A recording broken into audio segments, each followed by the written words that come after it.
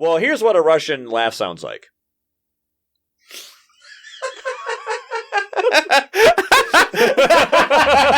I wasn't expecting that. I wasn't.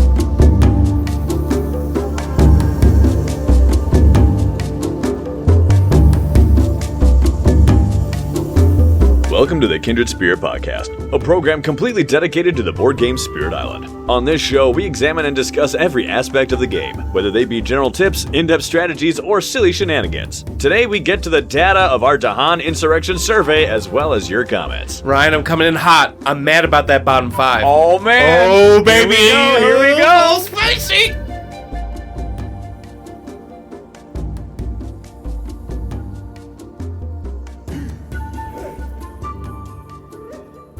For once, let's actually legitimately waste no time and get right into it. We got a top 5. We got a bottom 5. Wait, where's Laura? Just kidding. Keep going. That's true. She is gone. Anyway. Bottom 5. Don't worry. She's working. Yeah, okay. It's okay. All right. So, looking at our bottom 5, coming in at 19% of all the votes. Base Shadows. Say it's not so. For Dahan Insurrection. All right, talk to me, John. Talk. They're wrong. Okay, quick stands for Base Shadows. They have a Dahan moving card that can move. It is slow, though. It is slow, but it can move 4 Dahan. And is it push or is it gather? It's gather. So that can move in and take out a city, take out 2 towns. You know, it can do some damage if you are able to get all 4 Dahan.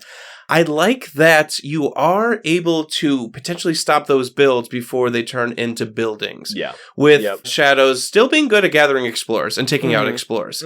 And they have concealing shadows that can protect Dahan from dying during ravages. Yeah. That's huge.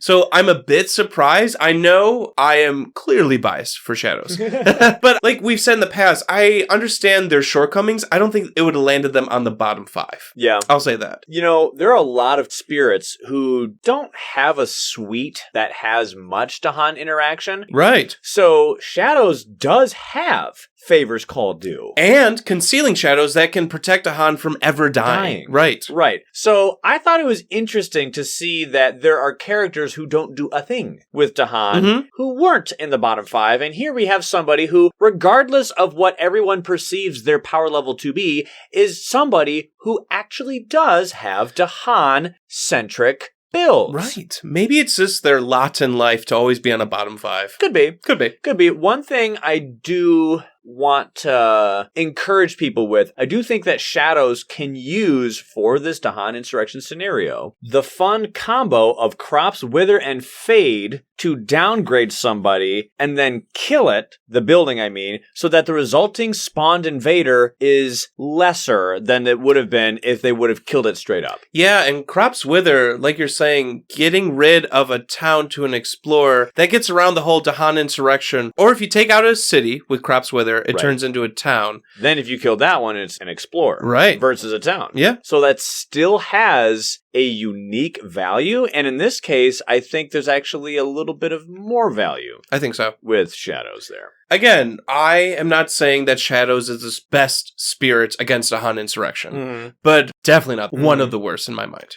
This isn't necessarily a universal truth, but there's something that I just thought of in my head. With Dahan Insurrection, with how I play, I think Gather is better for buildings, and Push is better for explorers. Because Gather, quick, let me gather a bunch of people into me so I can hit the same target with lots of increments of 1 damage. Yeah. Versus, let me go and push people. Maybe there's 1 land in the center that's adjacent to a few that just got explored. Let me push 3 or 4 Dahan, or 2 Dahan. And grab 1 dude here, 1 dude there, 1 dude here. And of course, obviously, if there are buildings in another land that you can push into, sure. But that's just like I wonder if Gather here is better for buildings, but Push is better for explorers. I think you make a good point, and with Shadows having favors, which is one of the best Gather Dahan cards. And that's what I'm thinking about, is because of one of the best uniques. Yeah. For a starting card to have Gather 4 Dahan, that is strong. Right. Obviously, it's supposed to pair with Concealing Shadows, but now you can use Concealing Shadows elsewhere, because hopefully that Dahan is taking something out. Right. So, again, I'm a little hot. I'm a little mad. Hopefully for next time, they will not make the bottom 5. Come on, fam. Come on, listeners. What do you think about this next one? I actually slightly disagree with this too. Yeah, me too. I see it. Still hot. I see it. I'm still mad. In fourth place, 24% of all the voters said that Bringer of Dreams and Nightmares struggles pretty hard here. I don't think so. I think they actually have a very special, unique, and important interaction with the scenario. Explain. Because they can finally kill people. Yeah. Yes, I know, Bowden is not the one doing the killing. And we have clarified, we've gone and done the research. Mm-hmm. No. If Bringer of Dreams and Nightmares or Finder shove Dahan, it is the Dahan who do the damage. Yes. They are responsible. So, in Bowden's case, they can move Dahan, they can defend with Dahan, and with this scenario, you can do real, actual damage. You, the human player, can get damage out there because the scenario is dealing the damage when you move that Dahan into the various places. So now Dreams of the Dahan that Bringer has can gather up to 2 Dahan and take out a town or explorers, like you're saying. Mm-hmm. And if you're thinking, well, their gameplay is one of using that shadow damage to go ahead and, if you want to call it that, by the way, shadow damage, meaning not the actual damage, but their special form, where they scare people. If you're thinking, well, that's their whole gameplay, it feels weird to dilute that a bit. Okay, well, in that case, just stick to Explorers then. Yeah. To do this on. Because you want to terrify those cities. Yeah. You still want that 5 fear. And that's where you get the 5 fear. Or 2 fear from the towns. But you don't get any for Explorers. No, you don't. So go ahead and nix them. Here's the thing. You now can do both. Mm-hmm. You, the human player. So that makes Bringer stronger in my mind, that they are capable of doing both. I think so. Or having hands in both pies. Yeah. Our Fool's Bronze coming in at only 5% more than Bowden, who is at 24%, this one at 29%, comes our first podium member of Vengeance. Still hot. Still mad. Plague. Take it away, John Boy. So we have Plague Bearers. We have a control card that can push out Dahan, again, that can do damage, or you can get them away from those cities. I know that epidemics run rampant can do damage to both invaders and Dahan, but you have a control card with Plague Bearers where you can move those Dahan out of plagued lands, and then you can do damage. So, like, I don't know, it takes more effort or thinking of, like, how do I skirt around this? But it's able to be done. And you can skip Ravages, so you don't have to lose Dahan. I don't know. I don't see it. I don't see number 3. I know a lot of people think that Vengeance, everything's dying on their board type of thing. Blight's entering, Dahan are dying, diseases killing everything. But I do think there are ways to, like, skirt around it, in my opinion. Sure. There is a truth that exists here that I'm going to comment on later. And that is, I think there are some times where a spirit is more famous for something than another. Okay. Therefore, when brought up in context like this, people are thinking about something else. Oh. And I'll get into this later, and I'll reference that I made this clarification. Okay. But it's weird when you see somebody that actually does have Dahan manipulation scoring worse than other playable characters who actually have nothing to do with Dahan. I would have assumed that we would have seen a few of the people who do nothing with Dahan. But like I said, that truth I will get into later because that does affect it. Coming in at 33% of all the votes is our Fool's Silver Medalist with the first one I agree with. I'm no longer hot. I'm no longer mad. Ocean's Hungry Grass. Yeah, makes sense. They swallow. They literally kill Dahan. It makes sense. And they don't have a lot of impact on the inlands, so you can lose more Dahan or more buildings. They can still move Dahan. They can. It's possible. It's true. Yeah. But I don't know, when they have such a glaring weakness of the inlands, where more buildings can grow, build up. I see this one. So I see this 100%. Yep. And in the same way, I also see our number 1, our Fool's Gold Medalist at 52%, is one of the other resident friendly fire spirits of Volcano Looming High. No fight for me, They are slaughtering everybody. They kill everything. Killing Dahan, killing invaders of plenty. Ironically, not beasts. Oh. Now, they do have Dahan pushing capabilities. True. Just with one card, with Rain of Ash, but still, they are famous for friendly fire. Now, Keeper is also famous for friendly fire, just like Ocean is as well. And I find it funny that Ocean and Volcano made it on, and Keeper didn't. Keeper also does, in fact, have ways to move Dahan with their special rule placing a sacred site. But Volcano definitely does more friendly fire than Keeper does. Because not only does Volcano have things where it just straight up says damage Dahan. Yeah. Like, you do that. But just the nature of Badlands is one that's dangerous to Dahan. This is what we are originally so scared about with Badlands, because we like Dahan as players. And we know that it does extra damage to them. Yet, the story's not over. You can still use Volcano with the scenario to great effect. Oh, yeah. It doesn't mean you're going to lose if you use Volcano. It's just a simple emotion to understand. We need Dahan to do a lot of heavy lifting because that end game condition says that, hey, after you do that final push, that final last grasp, if there's not enough left, you're gone. And then Volcano is like, oops. I was supposed to keep people alive, or did I do that? I killed everyone. I killed everyone. And Ocean can say that too, but Volcano probably has the most amount of self-guarding when it comes to friendly fire. Yes, the best of friendly fire.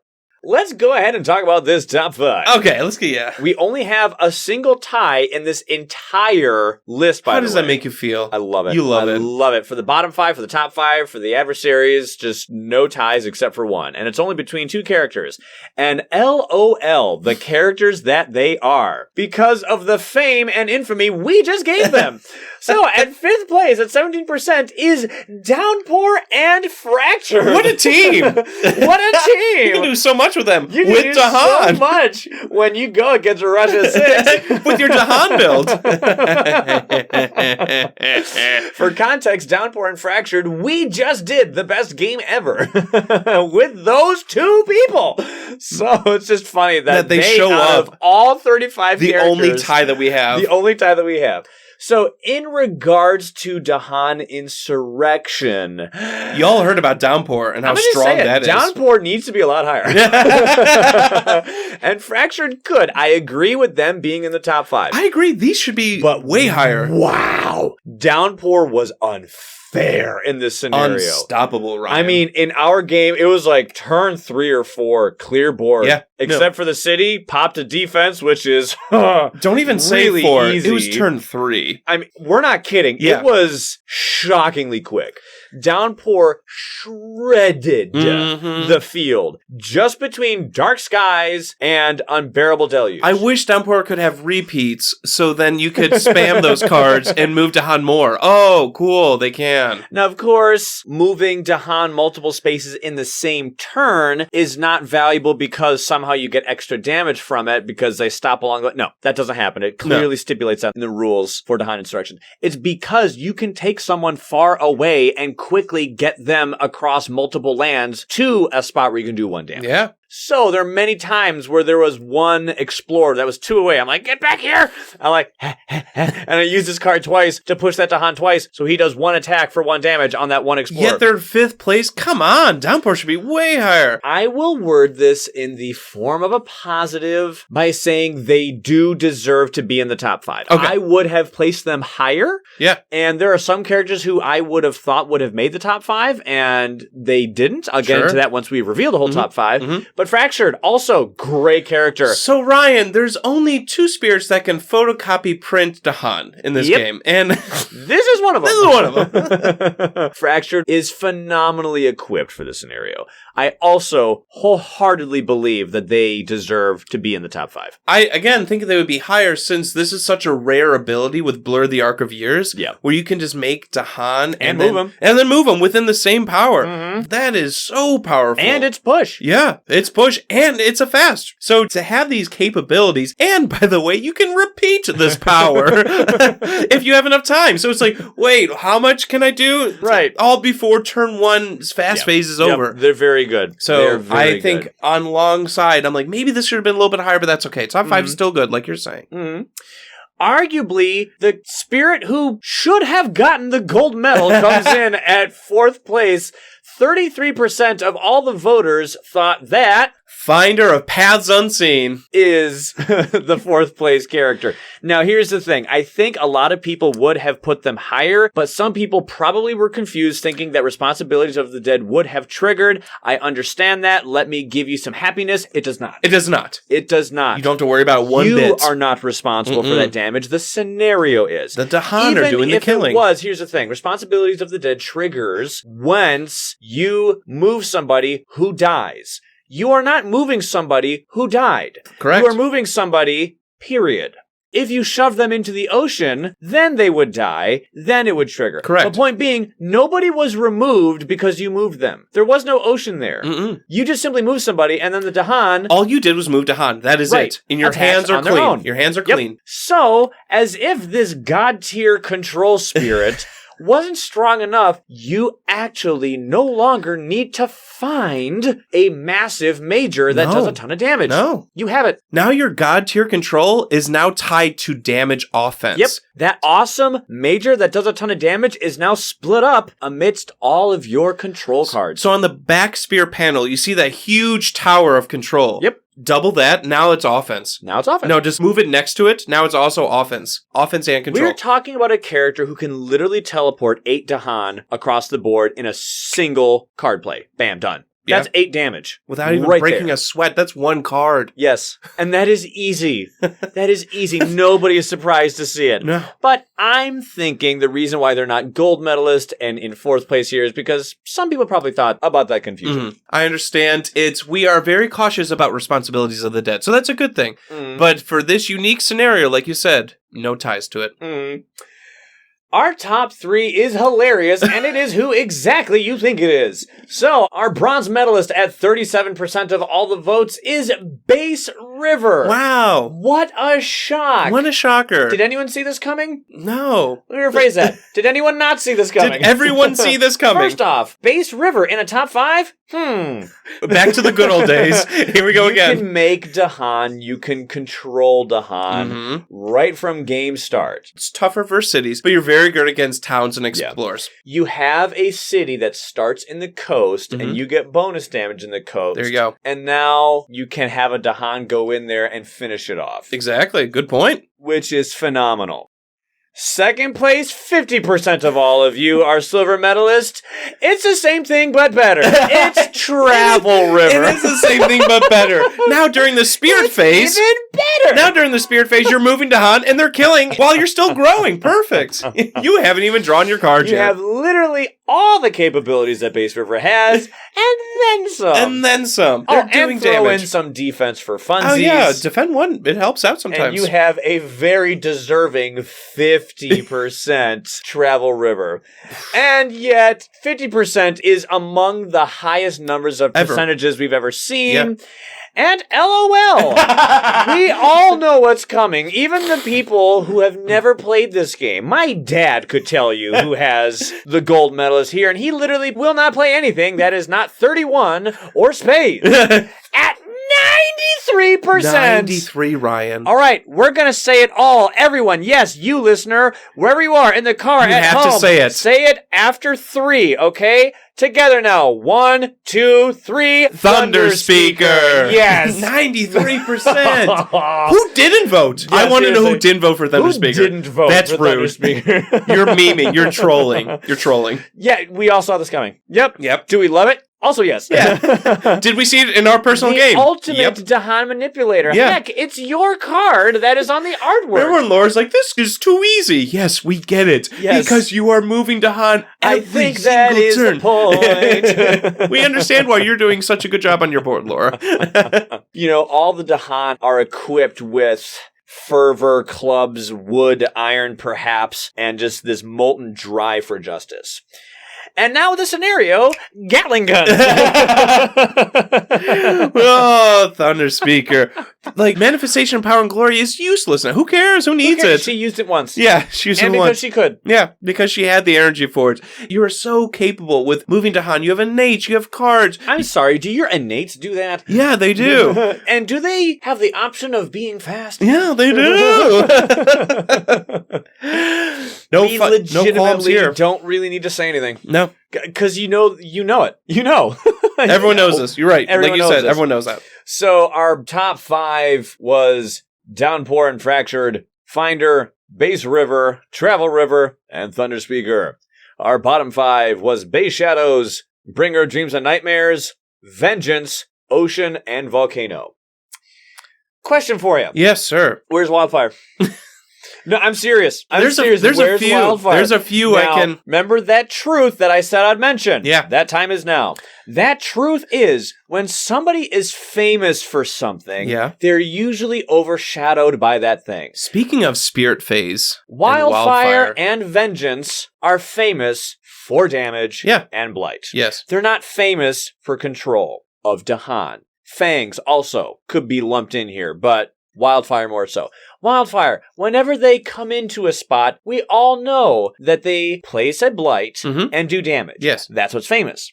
Let's not forget they also push beasts and Dahan. Yeah. The moment they do. Dahan and beasts are like, whoa, get me out of here. Because there's a fire. But you're right, it's not often talked about. So you are playing pool with beast and Dahan. You are the cue ball, and you are smacking the beast and Dahan out of there, and you get to shove them where you want. Sure. And they are doing damage in places that probably you want covered. Also, asphyxiating smoke can move Dahan. Yeah. So you have a reliable growth phase option. Every time you grow, you have the potential of moving Dahan. Yes. And blowing up a land. Yep, you do damage. Yep. And you push Dahan. Yep. Which does damage. Yeah. That's like double damage. It's like an aftershock. I'm surprised. There's one that's really standing out to me. All right, then I'll let you... I wanted to take Wildfire for these purposes, for asphyxiating smoke and the whole growth thing, so that you could also talk about... Well, you might not be thinking what I'm thinking of Mist, my guy. Oh, okay. All right. I didn't... Trust me. I'm thinking of Mist. Okay. It's lost in the swirling haze. It's lost in the swirling haze. It's swirling haze. Where is Mist? But I just wanted to divvy it up a little bit. But yes, because I figured when it came to Wildfire Mist, I didn't want to hog completely the show. So there's not many spirits that have innates in this game that control specifically Dahan. Honestly, it is a small list where every single turn you have the potential of moving Dahan. Mist is one of them. Where is Mist? Lost in the Swirling Haze is famous for the fact that level 1 moves Dahan, but level 2 moves invaders. They are famous for people complaining that they wished it was the other way around. So now that it is time to do that, you can go ahead and do damage with Dahan. Yes. Because guess what Swirling Haze is? A land turning power. Guess what that means? You can move with them when they do damage. And now you have a damaged building in the land that you are in. It makes your fear farm harvesting even easier. So you can get that energy in a little bit more consistently, a little bit easier. Yes. This makes Wildfire and Mist great picks. Yeah, I am surprised. I would periodically check the poll. You know, we like to check, see if people are commenting, people are voting. I'm like, why aren't people voting for Mist? I mean, they have Lost in the Swirling Haze. Nobody played Mist. No one plays Mist. Nobody plays Mist. So that was my big, like, red flashing light. I'm like, this spirit is incredibly strong, I think, in this scenario. Yep. And remember, please don't feel offended if you didn't vote for one of those people. It's just everyone has thoughts on what you might think to see as an answer. And so I just would have thought to seen it. Me too. There's nothing wrong with your votes going this way. It's one of these things like maybe try it out. You know, if you don't play this scenario a lot or don't play this spirit a lot, try it out with this scenario. Right, but even saying the words maybe try it out might make someone think that we are making the assumption that our thought was correct. I'm just simply talking about the fact that, like, it's just different from what I thought. Yeah. That's fine. That is fine for it to be different. I'm just saying I would have expected to see Wildfire. Well, I'm mad that Shadows, but that's wrong. That's just flat wrong. Okay, but we're not surprised. For the one. Oh, right. But yeah, I was maybe a little miffed that Mist wasn't there. Preaching to the choir.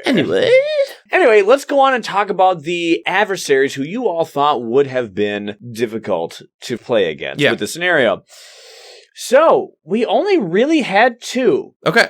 In second place, for our silver medalist, at 37% of all the votes, comes in Sweden. That darn escalation.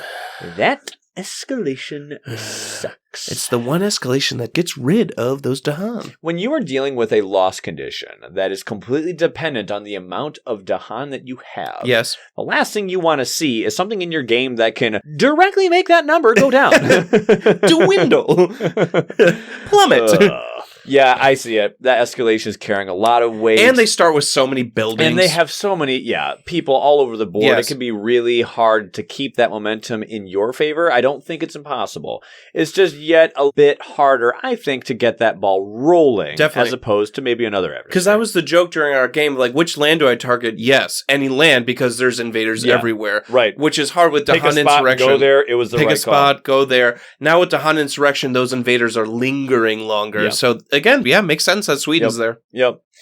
And at number 1, who is surprised to see that at 44% of all the votes, it is England. Extra build tile and extra health. Extra health, but that adjacency build. That's true. So now, if you have Dahan go in and quickly kill an explorer so they don't build, that does nothing. I'll push 2 Dahan to this town. Still has 1 health. Cool. Jeez. That adjacency build is so dumb. So annoying. The stupid build. The extra build tile. Yeah, England is made to withstand a lot. And thankfully, we, the players, have an additional tool to fight them. Praise be. But they still suck. And they have extra buildings, which stinks with Dahan Insurrection. So Sweden with the silver and England with the gold. Let's go ahead and see what you all had to say.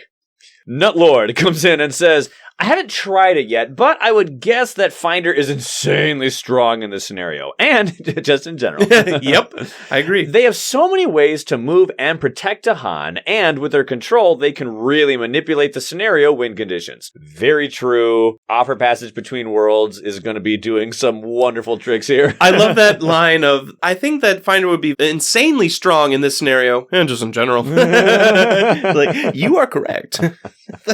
And just like they described, Offer Passage Between Worlds has the option on the card that says the next time Dahan would be destroyed in target land, destroy 2 fewer. Mm-hmm. So it is your Dahan Stay Alive card. Going back to their comment. Thematically, it's also cool. Finder opening up the pathways for the Dahan to make surprise attacks and take back their land. Surprise! So true, I love it. No, seriously, like we said, you can teleport a bunch of people. Hey, don't across I have a card map that says, in the fast phase, for every Dahan you have, move a Dahan. Well, there's 7 Dahan here. Let's open the way.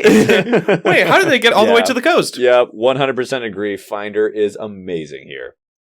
Next comment comes from Coolman007. Oh. Call me Cool Man.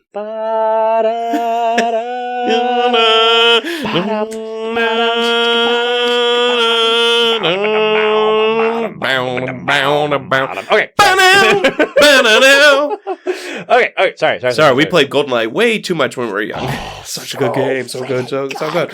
Easily top 10 games of the N64 of all time. Of course. No cap. Yet Perfect Dark is also very good. Sorry. Very good game. Coolman says, Thunderspeaker could be quite good in this scenario, as well as Thunderspeaker, and maybe even Thunderspeaker.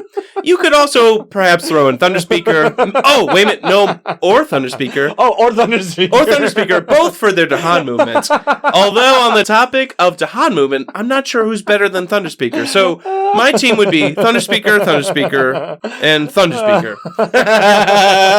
Good job, cool man. Because that team would be unbeatable. That is unbeatable team. Oh, wait, it's already unbeatable. Oh, that's good. That's so true. You like what, turn 1 or 2, you'd win all those Thunderspeakers. Turn 2, turn 3. They go on to say, on the flip side, Nightmare would have a hard time since just rushing fear isn't viable, and there may be just too many buildings. That's actually a good thought. From the standpoint of fear victories are no longer possible. Because that's actually a good point. We should have mentioned that. Yeah, I do have that mindset with Bringer. It's like, okay, I can always just rush fear to win. It's true. That's no longer available for Insurrection. Even exploratory Bringer of Dreams and Nightmares wouldn't be able to keep up. Now, when Pause. Pause. When Coolman says this, if you go to the Spirit Island Discord, if you're part of that, there is a thread that is labeled exploratory/testing.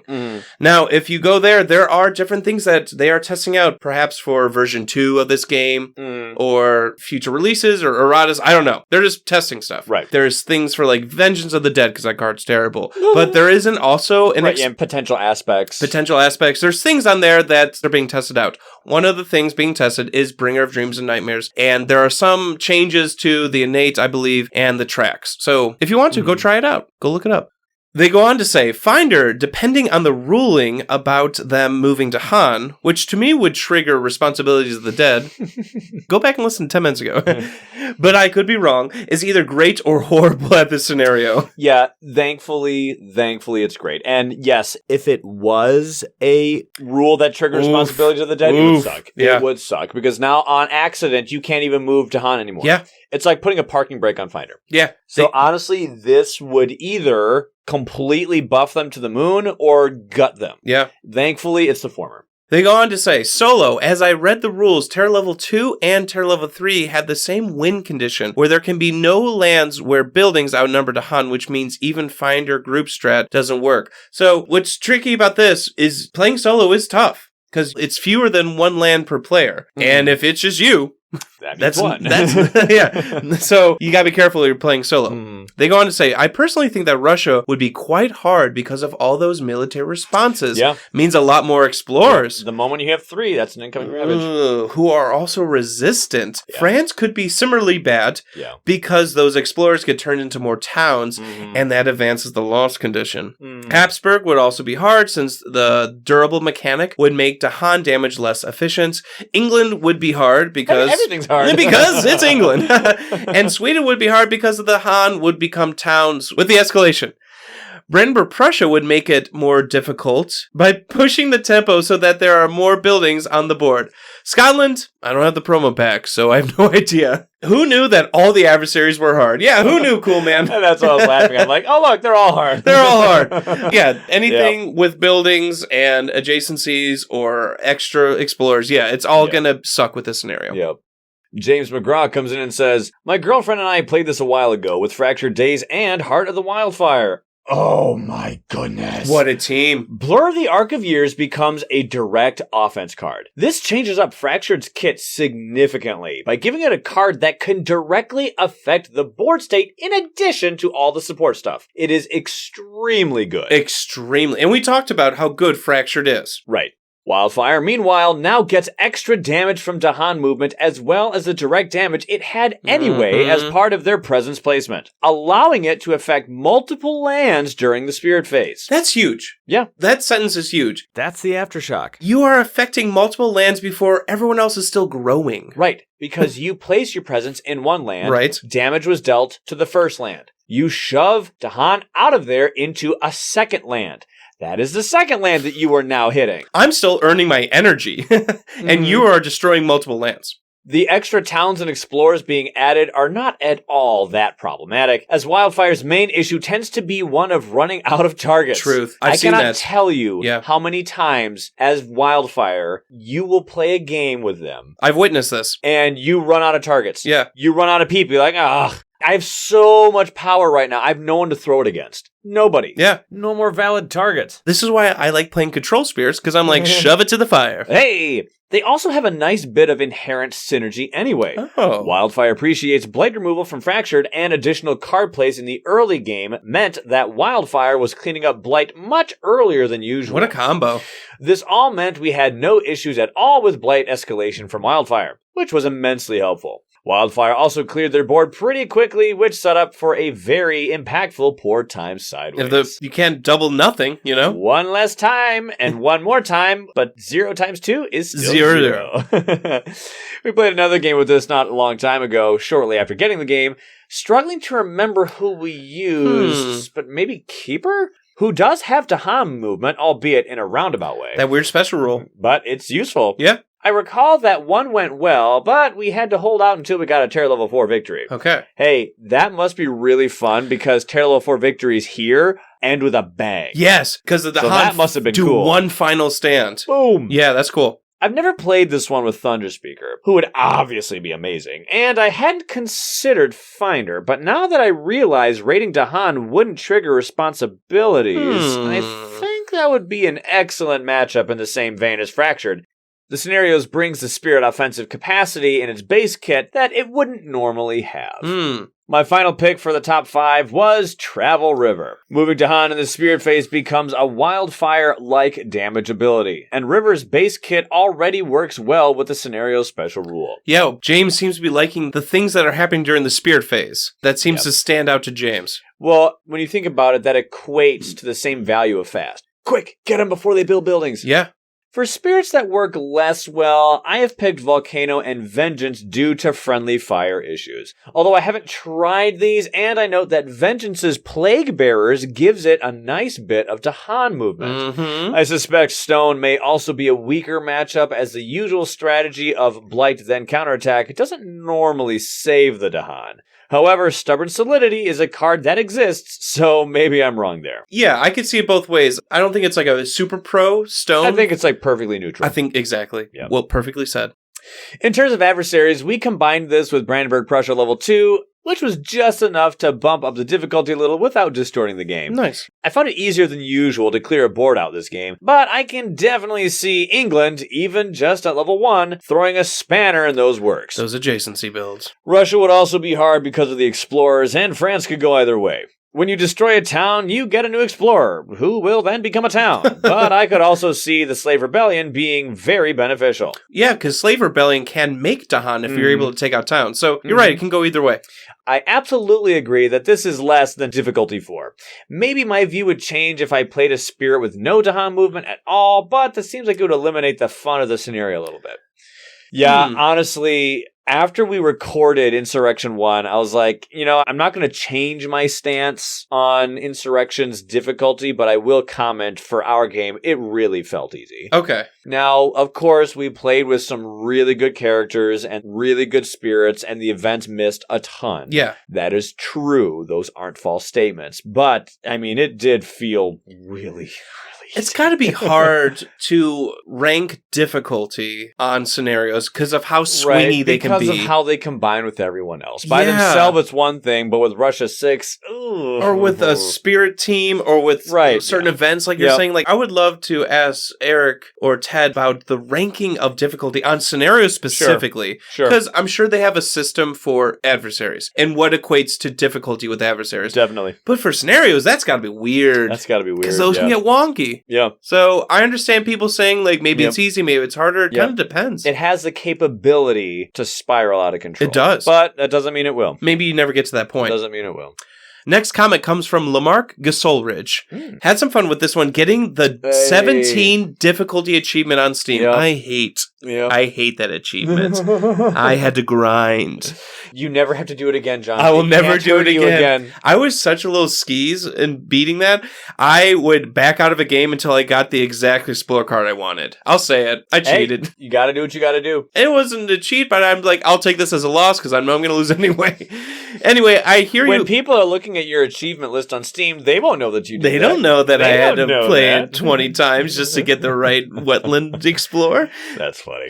Going back to their comment, I tried it first with River plus Thunder Speaker, but found playing two-handed plus the thematic side plus the scenario was just too brain-burny, so I had to beat it with Ocean Solo. Wow, okay. Ocean. Now that was one of the ones, at least for me, and Ryan, you've said too, it seems like it would be a difficult matchup, I think. Ocean is famous for having a tricky solo play. Yeah, but congrats to you, Lamarck. Yeah. Something on my bucket list is a Travel River plus Fracture game against France with Dahan Insurrection. Whoa, that would be really fun. How many Dahan would they print with River's Bounty and Blur the Archiers? How much are you making? Right. Plus with Slave Rebellion. Man, that'd be fun. Good night. Using Fracture to manipulate the event deck to get even more Slave Rebellions. Right. What? Nice. Plus both spirits Dahan creation would be insane. I just need to read the comments because I'm like commenting on... You're riffing. I'm riffing. Like, what about this? What about this? And then Lamarck just says it. Yeah, okay. Sorry, Lamarck. All right, I read. Looking at the poll as of writing this, England and Sweden are tied. I much prefer Sweden as their escalation is avoidable with Dahan movements, something you should be doing anyway. England's extra health really puts a damper on the Dahan damage. Yeah, I should say so. And the number of buildings and additional fear token makes securing the win much harder. Yeah. Oh man, that extra fear, that one extra fear per player, we felt brutal. it. Oh, it's brutal with England. Especially with us because it combined with that terrible still healthy island. Yeah, that gave us even more fear, so we hear you there. What do you all think of this being difficulty 4? I do not find it as challenging as many of the other scenarios. I guess we kind of just spoke on that. Kind of, yeah. Our particular one was pathetically easy. Yeah, but we had a really good team. And we didn't have adversaries. So I would say, to that question, Mark, scenarios are swingy. So some games, you're going to feel that difficulty 4 and be like, maybe this should be difficulty 5. Some games, you'll be like, I didn't notice a change at all. So I think that's just how scenarios are. In the same way that you can have like, okay, Russia 5, solo game with lure. I'm already done. This is easy. Turn 4. What? This should not be this hot. Yeah. Right. So, same kind of deal. Yep. I agree. Hey, look who it is. It's Ray. Hey, Ray. Welcome back. I think vengeance is getting misrepresented due to people not having much experience with the spirit. Has Ray ever played Vengeance? I mean, they are a fear spirit. One, the spirit rarely ever actively kills Dahan. Even with epidemics, you can deal damage efficiently across multiple Dahan in the land, so each takes 1. Most of the time, your Dahan lands are not built up, nor have diseases in them. Second reason, Plague Bearers moves Dahan. Yes, I agree. If there is a disease in the Dahan lands from some predictive skills / use of fetid breath, you can throw them around with Plague Bearers. Very true. And reason number 3, Vengeance likes miners and defense to protect Dahan because many are on element. Now, this is a very good point that maybe people didn't think of as much. When you look at what triggers Vengeance's innates, a lot of the minor powers with those elements, their rights have either defense or they move and protect Dahan. So that's a happy little coincidence. That's a happy little coincidence because I'm guessing a lot of Dahan moving powers have animal and Vengeance loves animal. So yeah, that's a very good point, Ray. Jay Halen comes in to say, I didn't vote since I've only played the scenario twice. Well, thanks for accounting. Yeah. I've only played the scenario twice so far. In my most recent game, I use Ocean and Bringer of Dreams and Nightmares, and it works surprisingly well. Great combo. Great combo. This makes me think where maybe Ocean would struggle solo with this scenario. Because, solo games are weird sometimes, or they could be drowning the Dahan. But when you pair it with a good team, because Oceanbringer is like one of the OGs, good combos. Yep. It's almost, in my mind, like Lightning might struggle with this scenario. Yes, they can pop towns, but all those extra explorers, I'm aware of Raging Storm, but that's still expensive. But when you pair them with River, now that's a really good team. Right. So it's one of those things like maybe alone it wouldn't be so hot, but with our powers combined type of thing.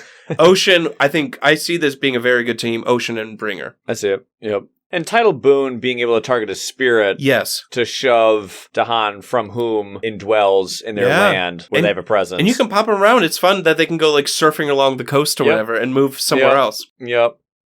Hey, Aplassard comes in and says, I think Wildfire is being highly underrated here and should be on par with Thunderspeaker. Whoa, wow. Ryan. Whoa. I kind of agree. Whoa. Its ability to roll across the land and clear our space while having the Dahan lead the charge is awesome. It feels so cool because the thing is you already feel like you're cheating when you do damage in the growth phase when you place a presence. Yes. Let's do it again. And now the Dahan are doing also damage during the growth phase.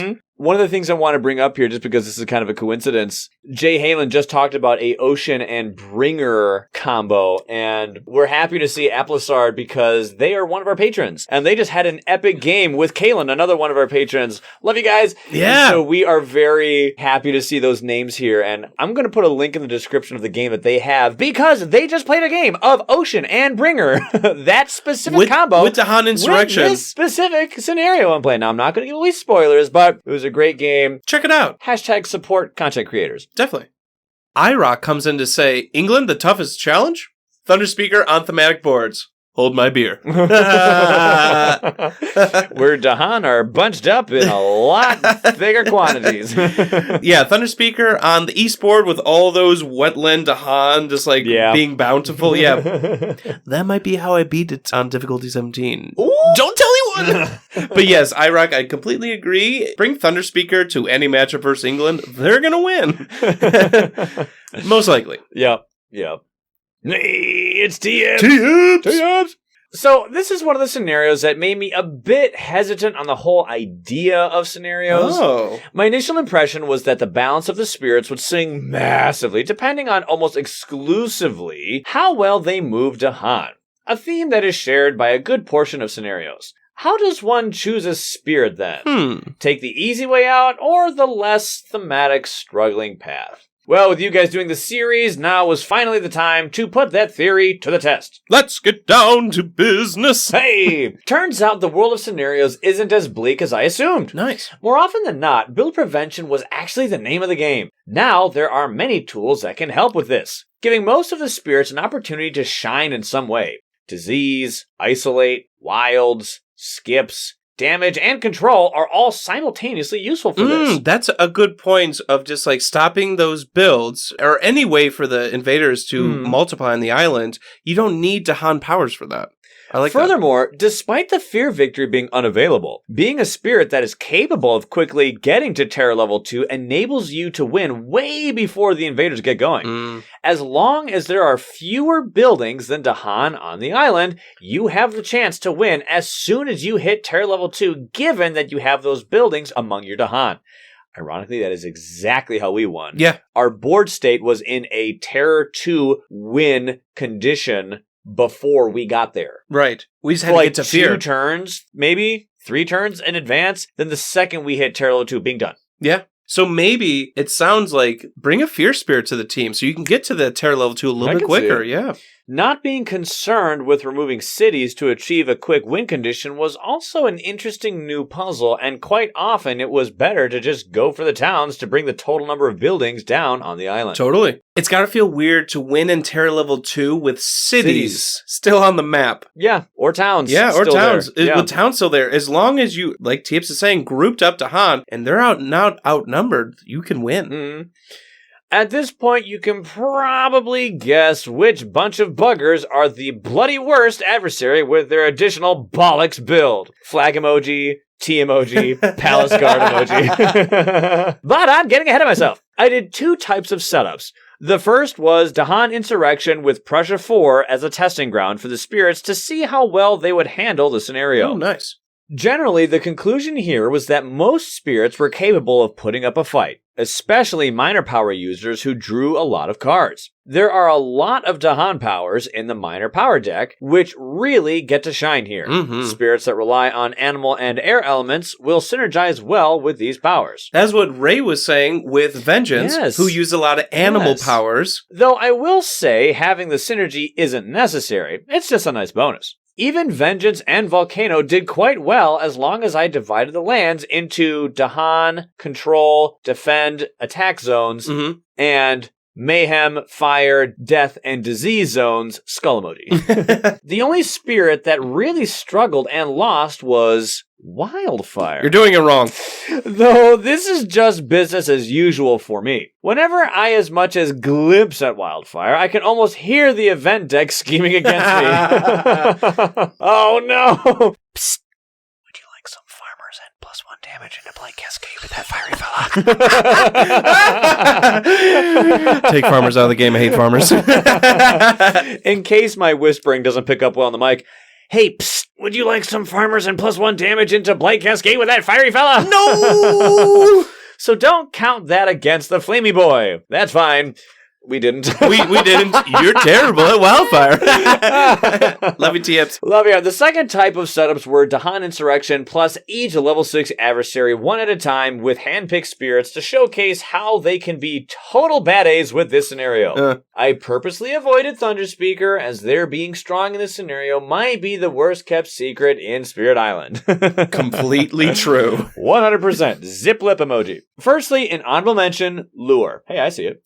While it wasn't part of my original lineup here, I have played it since, and it was quite brilliant for the scenario. It has some Dahan movement, but more importantly, as far as I can tell, its innate doesn't trigger military response, which partially negates one of the main threats of the scenario. Because it replaces. It replaces them. It breaks them down. Anyway, here are the matchups. Sorry. Before he goes on to the matchups, though, I always thought it was strange that Lure could manipulate Dahan but couldn't do anything with him. Yeah. But now they can. Damage. Anyway, back to those matchups. With Prussia 6, I started out with Downpour, and I immediately regretted my decision. What? Hashtag clickbait. I got. Because I should clearly have saved the spirit for something much, much harder. You start the game with two Dahan movement powers with control or defense, and both have isolates as well. Oh geez, oh golly, if only I could endlessly repeat these powers, then the invaders would never even get a foothold on the island. I love the hashtag clickbait. At first I'm like, wait.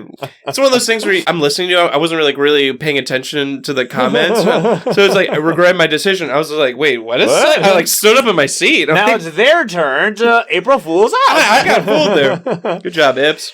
With Scotland, I did Finder, and I am very happy I did. If it wasn't for Finder's isolates and control, I think the level 6 effect would have overrun the island with way more buildings than I could ever cover with the measly 6 starting Dahan. It doesn't hurt either that the otherwise peaceful control-based Finder gets replaced with Finder gun hurling Dahan left and right for utter invader carnage. So this is another meme. And the Finder with the pistol emoji.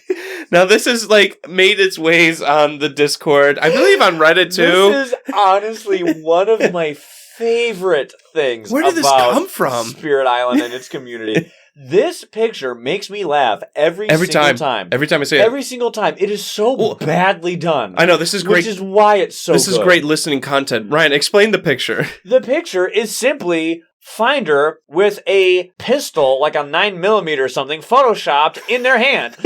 And of course, it's so silly. There's no additional Photoshop or elements to make it look like they're holding it. It's just bam. It's like plastic clipped gun. right on them. And just the idea of Finder with this look of like, and like a pistol in your face.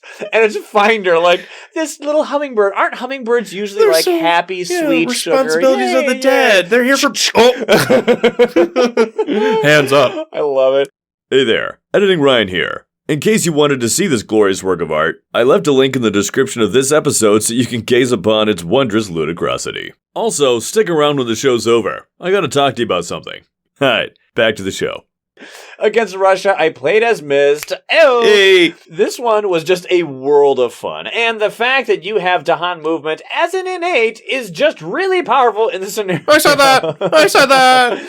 I went more into top track than usual to maximize the water elements to get even more Dahans chasing explorers around Benny Hill style. We even said that with ours with how we felt when Downfall was doing it. I'm not even kidding. That is hilarious that they came to the same Benny Hill joke. I love that. Then eventually you group up the explorers into a single land only to go boom, dissolving vapors. Okay, thanks, bye. Against Hepsbok, I played as Stone. Wow, T-Ips. Did you really beat Hepsbok with Stone? Wow, good for you. Wow, I'm impressed. You must be some sort of Spirit Island prodigy. Did you make a guide yet for that? How'd you do it? How'd you figure that out? Clown emoji. Though, what I really enjoyed about this matchup with Dahan Insurrection is how irrelevant the scenario's win condition becomes once you are facing an opponent who has been utterly decimated everywhere on the island. Devil smirk emoji. Against Sweden, I did Fractured.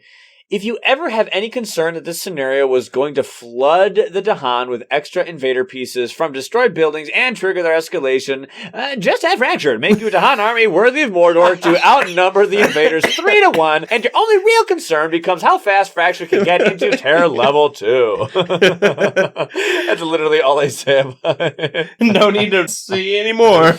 France was handled by Fang, so Team Claw has some Dahan movement in Terrifying Chase, but more importantly, it has absolute top-tier build prevention. Hang on. That is an excellent point. I think Fangs might have one of the best build preventions in the game. I think of... it's so easy. I think of rank Green. number 1, Green.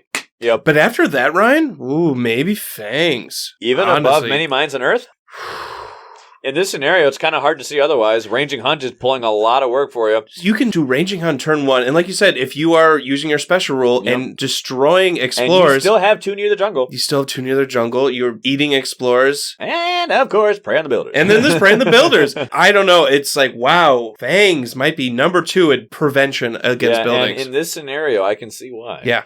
Apart from adding more beast ammo to the island, all of your powers are about stopping the invaders at the source. Yeah. Combined with the fear generation of Fangs, and you'll be in Terror level 2 in no time. With a very few amount of buildings to cover with Dahan. Yeah, another great spirit with the scenario, I think. And then it was time for England. And Thunderspeaker. You cheat!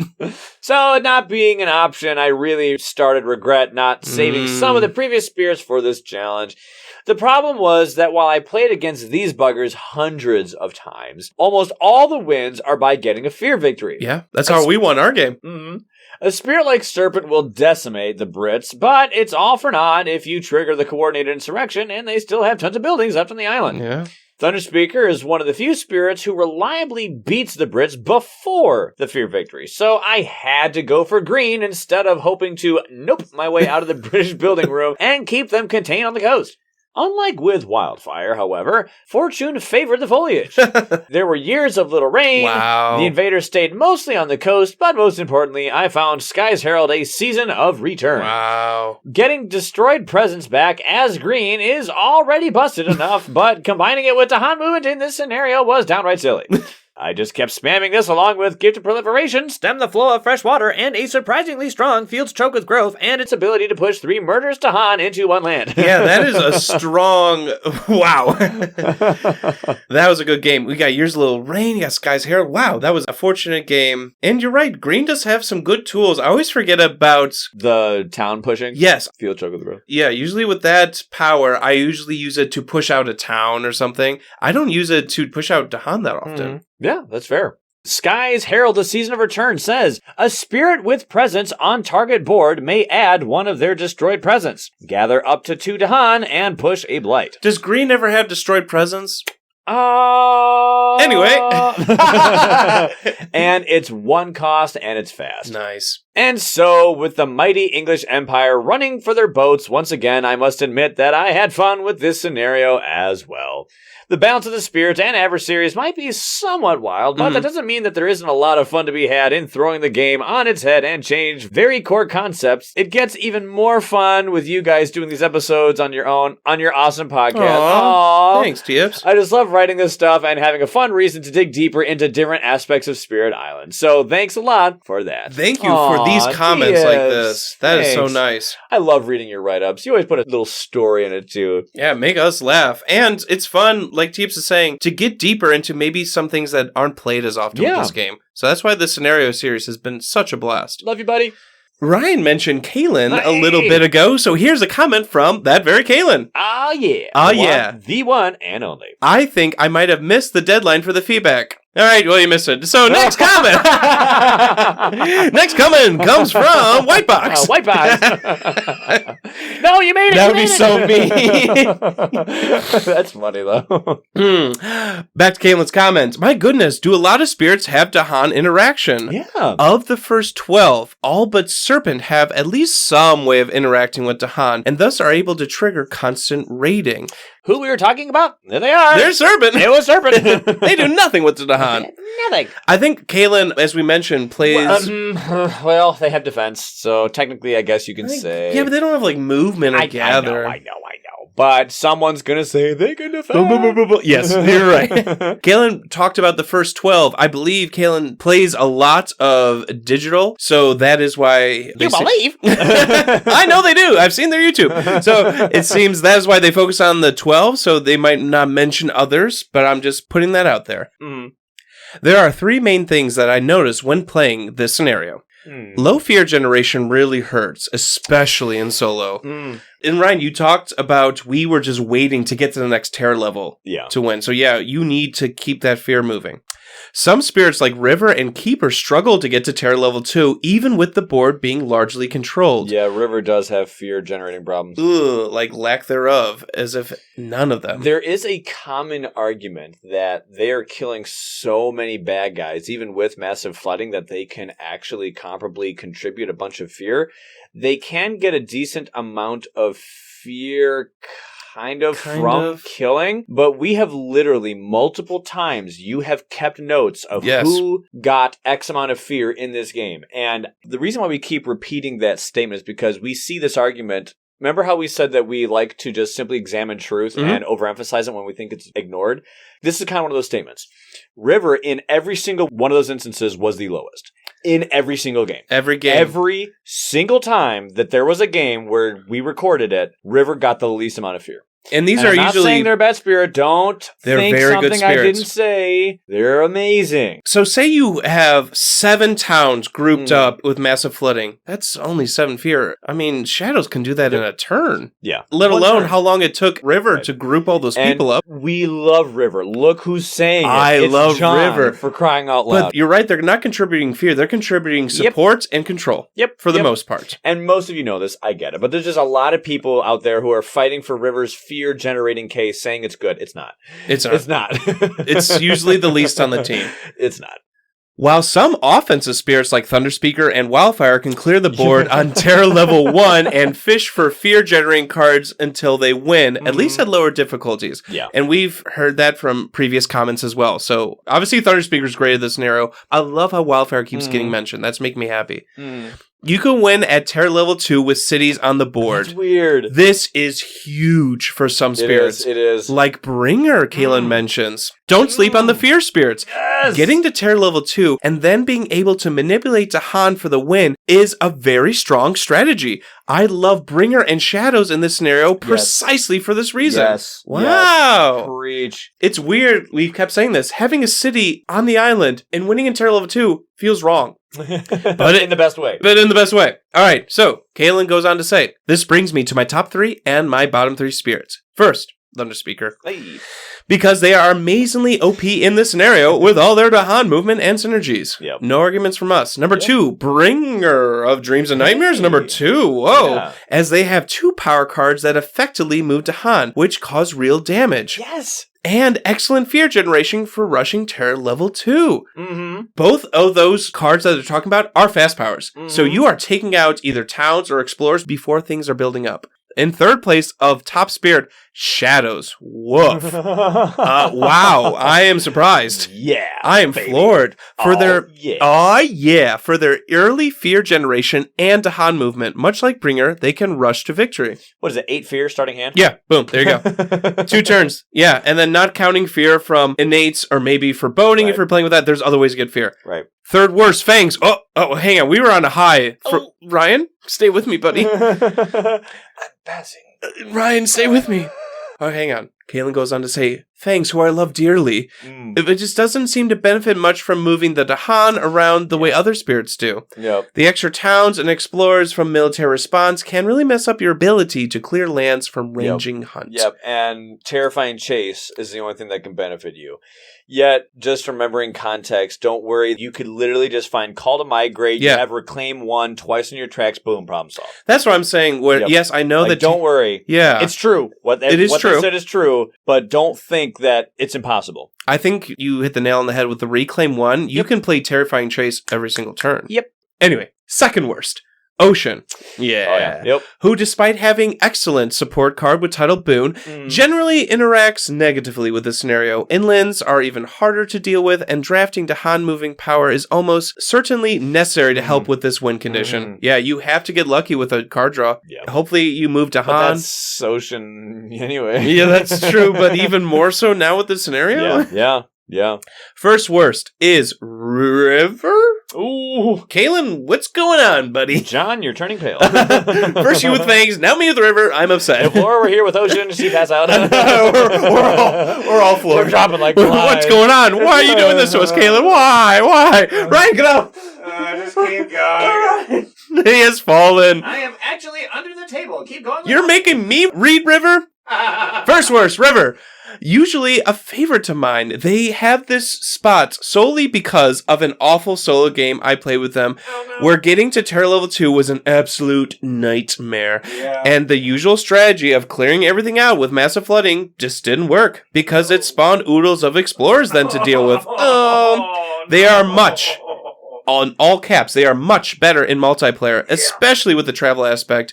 But base River, just not so fun solo. Yeah. That's a good point. It's, Ryan, like you said, Kalen could not get to Terror level 2. Yeah. And Kalen lost. It takes a while. It takes a while, River. River just doesn't generate fear. As far as adversaries go, in summary, Kalen says, I actually think France makes the hardest matchup. I can see it. Killing towns spawns explorers, who then turn into towns, which is a pain to deal with. I mean, think about that cyclical loop that just goes for infinity. It's never ending. Kill towns, which makes explorers. Who turns into towns. Okay. Who you kill. Okay. And there's just more explorers again. And all the meanwhile, they're exploring with double explorers. With double explorers.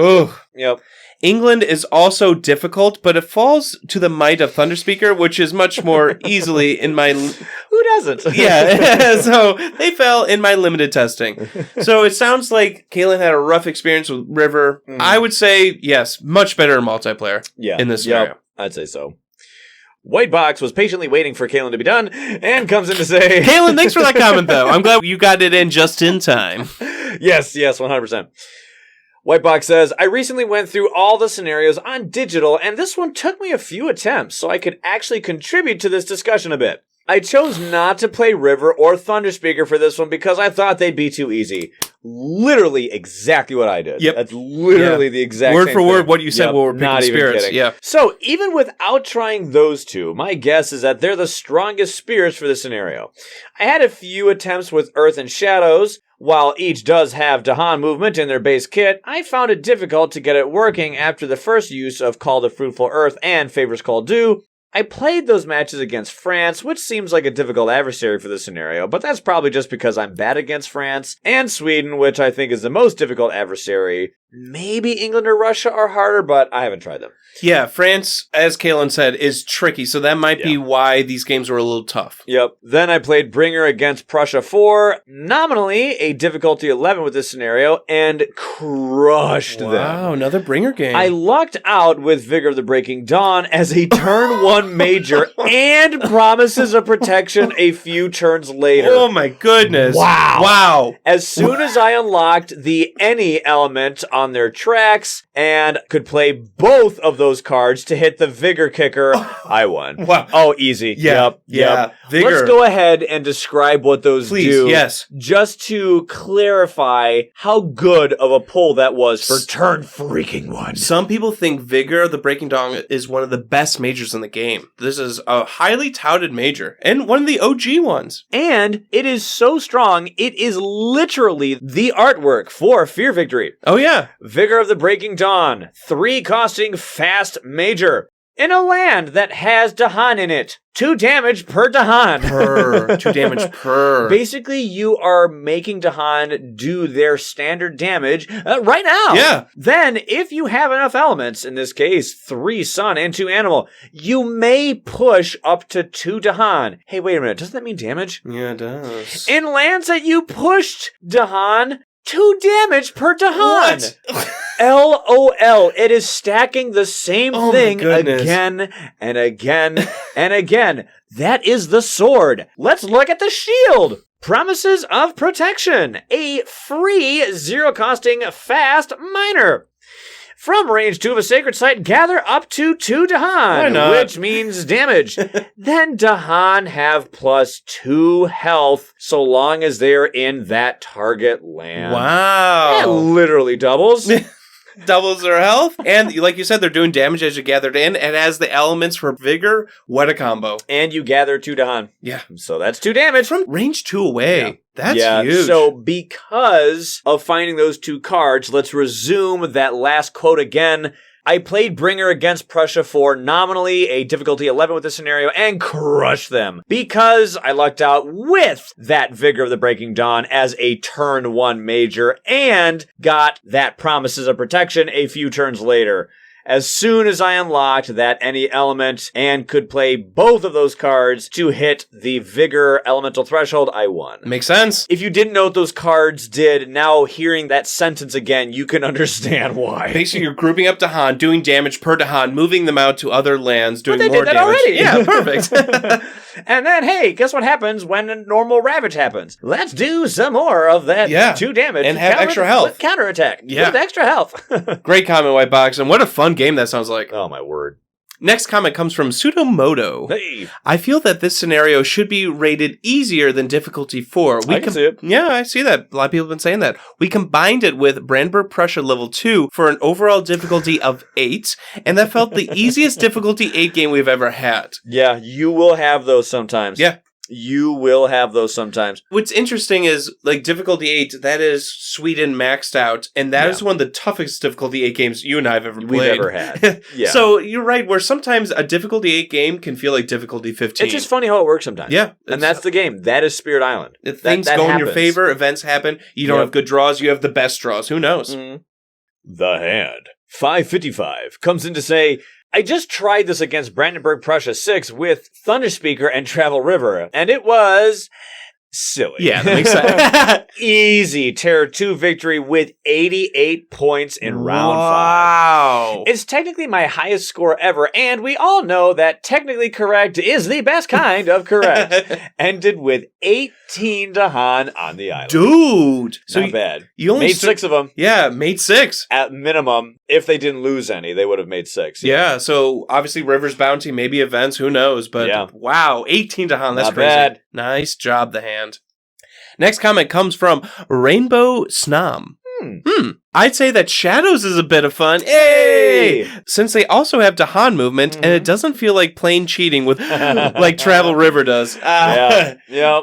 I'm seeing a lot of anti-River sentiment, not because they're bad, but because we all know it's too easy. Why all this River hate? I love River. It's not because they're bad. We all know it just is too easy. Thanks, Rainbow.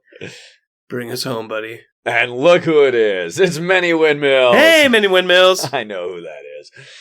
One spirit I'm surprised hasn't gotten more love for this scenario is Starlight Seeks Its Form. Whoa. Is that the first comment? A Starlight? spirit with 2 separate innates that gathers or pushes Dahan. A spirit that has one of the best and extremely rare fast control innates in the game. Air moves, earth endures. If it's one thing you really don't want with this scenario, it's more buildings on the island, because of them being harder to get rid of. In comes Starlight, limiting builds, and if some still skate through, Human Seek Freedom comes through to save the day in the slow phase. That's the other innate. I know this spirit can quickly be overlooked since it doesn't have a true identity. And while I don't necessarily agree to this spirit being good for beginners, sorry, John. What the heck? When did I get roped into this? I'm getting attacked. I do find Starlight to be immensely enjoyable and quite capable with higher difficulty games, and more specifically versus Dahan Insurrection. Also a sleeper hit people ought to try is Wildfire. Thank you. Yeah. Damage during the spirit phase, and a special rule that allows you to push any number of Dahan out of a land? Sign me up! Blow up the target land with your presence, and then send out the Dahan army to attack the neighboring lands. All of this done before Laura sifts. I mean, fans through. Okay, who are we kidding? I mean, pulls it from her sleeve. Okay, I mean, blatantly cheats. I mean, gains wrapped in wings of sunlight from the power. Oh, of course, yeah. She just happened to find it. GG easy, dub.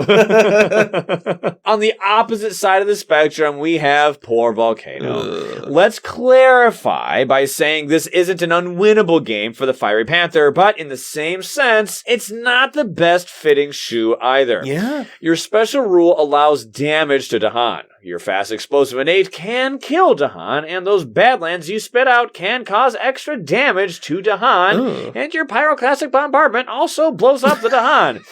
Wait, I'm sorry, what was the loss condition again for Dahan Insurrection? I think losing Dahan is one of them. Maybe pass on this spirit, or give yourself a challenge and play them. I ain't your mother.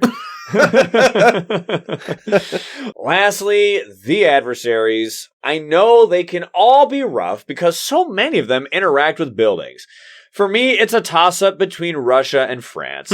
With Dahan Insurrection, you don't want buildings, but you're typically okay with extra explorers lingering, right? Laughs in Russian, cackles, and in French, yeah! What's left? In French, it's Well, I don't know what Russia is. Well, here's what a Russian laugh sounds like.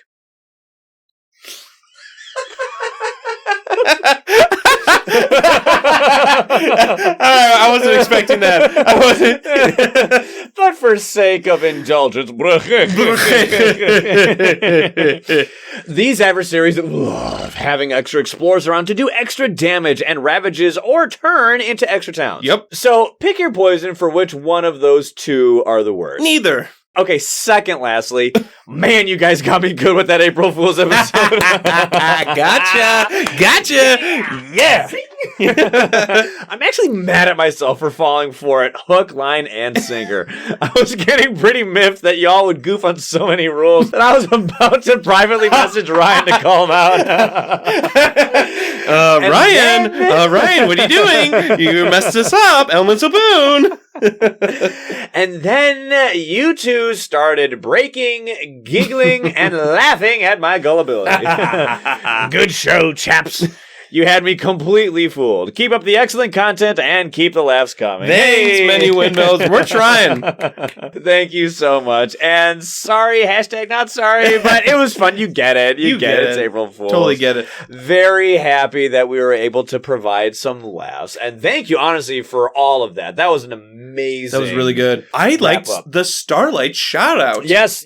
Wow, how rare. No, it's true. It's true. And that's something I stressed a good deal in season 1, but I do think I should still keep doing that, even for myself, to myself. Okay. Fast control, baby. It's rare. It is so good. It's so good. So good. Stop the builds. And here, that goodness is pushed to a better extreme. Yeah.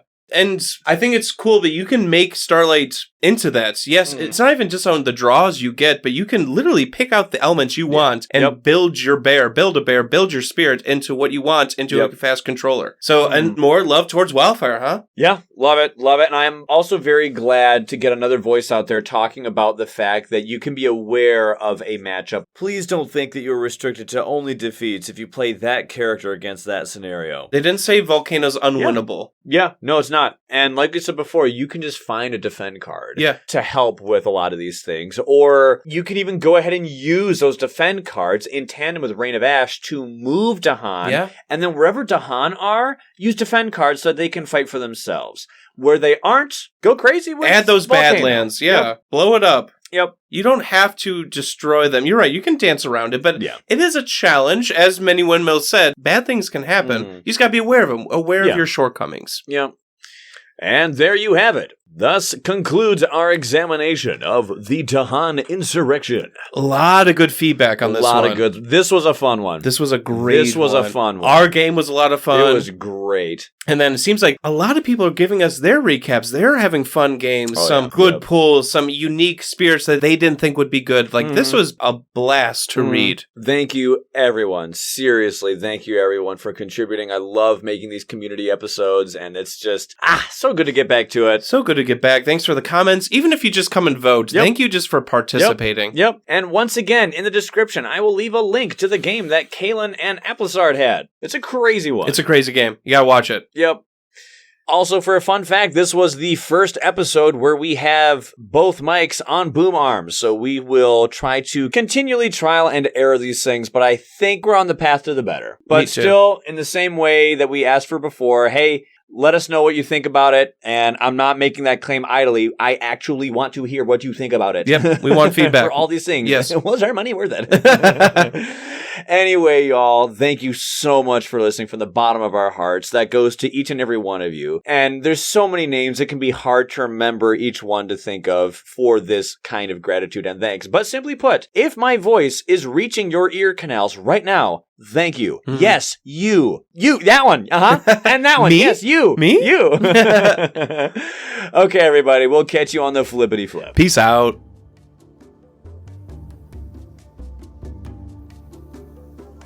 Hey, thanks for staying. I gotta talk to you about what's going on next week. We have a little unorthodox situation on our hands here. As you know, we try to keep our episodes at around 60 minutes as best we can. We do this for a variety of reasons, the biggest of which is that my busy schedule doesn't allow for too much more than that if we are to release content weekly. So, on average, 60 minutes worth of content is what I can get done within a week's time. With that in mind, we have gone and recorded Misunderstanding Part 1, and it is currently in production. It turns out we had a lot to say on this topic because our discussion just kept going and going and going. It came out to be a little over 3 hours long. We didn't want to shorten or censor good conversation while we were having it. We weren't actually intending for the episode to go that long, but since one thought came after another, we figured we should just keep going since we were on a roll. Now, John and I have spoken, and we didn't necessarily want to split this one up because the flow of the conversation connected so well that we didn't want to break it up into multiple jarring parts. So, what we've decided to do is this. Next week, we are actually going to take off. And it's not because something bad has happened, it's just that this next episode is huge, and I don't want to rush it. Under normal circumstances, in a 2-week period, our listeners get about 2 hours of content, averaging about 1 hour per week. In this instance, you are getting roughly 3 hours of content in a 2-week period. It actually averages out to a little more content on average per week than usual. It's just that the first of those 2 weeks gives 0 hours of content, while the second week gives 3 hours. The recording itself was 3 hours and 10 minutes before editing, so my guess is that it'll be probably around 2 hours and 45 minutes-ish when it's done. We hope you understand what we're working with over here, and we likewise hope that you really enjoy it when it is complete. As an additional side note, the feedback that you all have given for the misunderstanding topic has been overwhelming. This may legitimately be our most active survey of all time, and we have you to thank for that. We are continually blown away by all of you, and I am so glad to be a part of this community. Before I go, I just want to remind you once again to check out that hilarious Finder meme, as well as Kalen and Aplassard's Dahan Insurrection game. Links to each of those are in the description of this episode. Alright, that's enough for me. Thank you for giving me your time. Now I'll get back to work. But until next time, remember to stay safe, stay healthy, and stay awesome. I'm Editing Ryan, and I'll catch you guys on the next one.